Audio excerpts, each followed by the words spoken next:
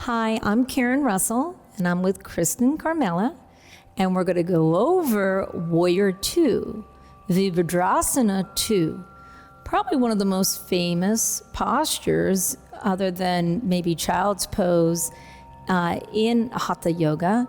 And the reason why, it just is used in so many ways. It's a huge hip opener, but it also strengthens the feet, the ankles. It ignites the thighs and the legs, helps with balance and stability.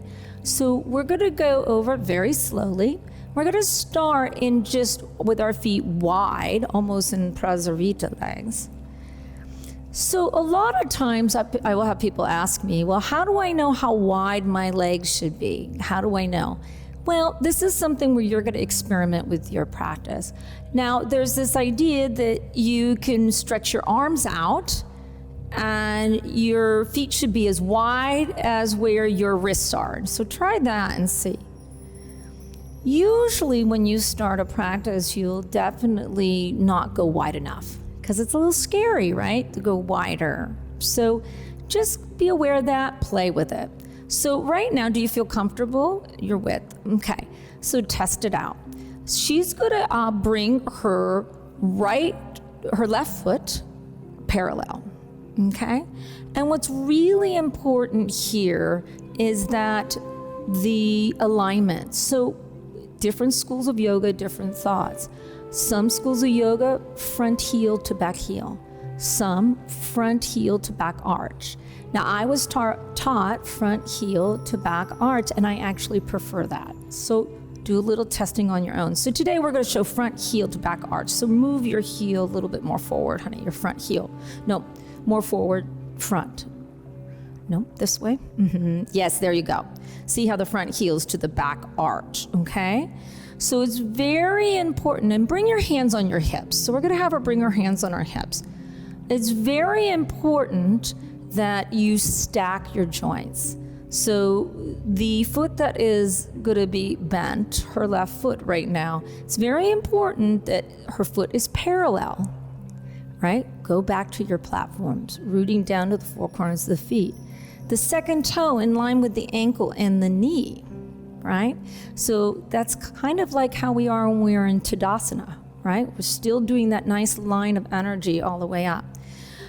Back leg is straight. So a lot of times we'll have a tendency to bend the back knee. So you got to keep it really straight. And there's a little trick to doing Virabhadrasana 2. Back toes should be turned in slightly. So turn your just slightly. Now, why do we do this? Because it's the rotation of the hips. A lot of times if people have their back toe turned out, they're pushing on their hips. So this is better for the hip structure. Now let's get into, now the feet are nice and aligned. You don't have to bend yet, so because you'll get tired. So that's the first, right? First platform, your feet. Now the hip area. This is very tricky. When I first started teaching, there were cues like have your hips square, like headlights on a car. The problem is that would be great if you could keep the knee open and stacked. The problem is that a lot of people were wrenching their hips forward, and guess what? Because their hips weren't open enough, the knee would come in. So instead of that cue, let's keep the hips even. So she's gonna have her hands on her hips. She's gonna make sure her hips are even, that she's not pushing too far forward or too far back, just like if you did when you were in Tadasana. So navel in, right? Flesh of the buttocks down, right?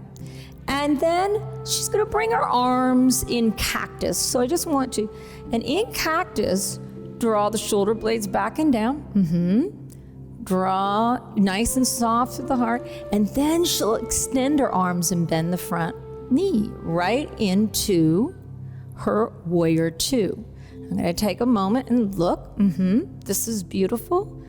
All right, lift the left hip bone up just a little bit. Yes, right? And draw the right femur bone down a little bit more. So inner spiral. Good, there you go. There you go.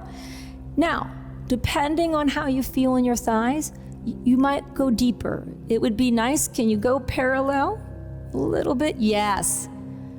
And then draw the right arm back a little bit more so you're stacking shoulders over wrists. If you start to get tired, you can just straighten your knee a little bit. Yes, right? Then reach out through your fingertips. Your gaze is soft, looking at the bent front knee, right? That's that leg, depending on your right or left. So right now her left knee is bent, so she's gonna gaze over her left fingertips, all right? So soft. So right now, this takes a lot of energy. So front heel to back arch, and you have to feel like you're squeezing a ball. So mula bandha, right? Your bandha. Squeeze the perineum, lift the pelvic floor. Draw the navel in and soften the shoulders. Take one more breath, you're doing great. And as you exhale, I want you to straighten the front knee really slow. Yes, yes. And then relax, Kristen, for a second. So that takes a lot of work, right? So what's really important for your body, explore it a little bit. You'll start in a wide stance. Some say ankle to wrist, depending, but if you have really short arms or long arms, it might be different, right? But make sure you're wide enough. The most important is the stacking of the joints and the bones. So go this way, just bend your left knee, just to give you a break. And bend, yes, bend your left knee. And make sure it's stacked. Yes. So it's really important that she's stacking the ankle, right? The second toe in line with the ankle, in line with the knee. That's really important. That the knee doesn't go in or out. Yes. And so what happens, the knee will go in and out once you start trying to move your hips square. So just make sure that your hips are level, right? And then relax. Next thing is that hugging in. So as you're in the posture, feel that front heel to back arch like you're squeezing a ball. And guess what that squeezing does? It activates the mula bandha, the perineum, lifts the pelvic floor to help you stay lifted. And at the same time, soften the shoulders, your dristi, your final look, your gaze that gives the energy way past the fingers. So there you go, effort and surrender, always in every posture. Virabhadrasana 2 is a great hip opener, but it's also hugely responsible for activating the thighs, the legs, the ankles, the feet, and it takes a lot of balance. It's also a nice posture to flow through because it can be very inviting, so you can really have fun with Virabhadrasana 2, Warrior 2.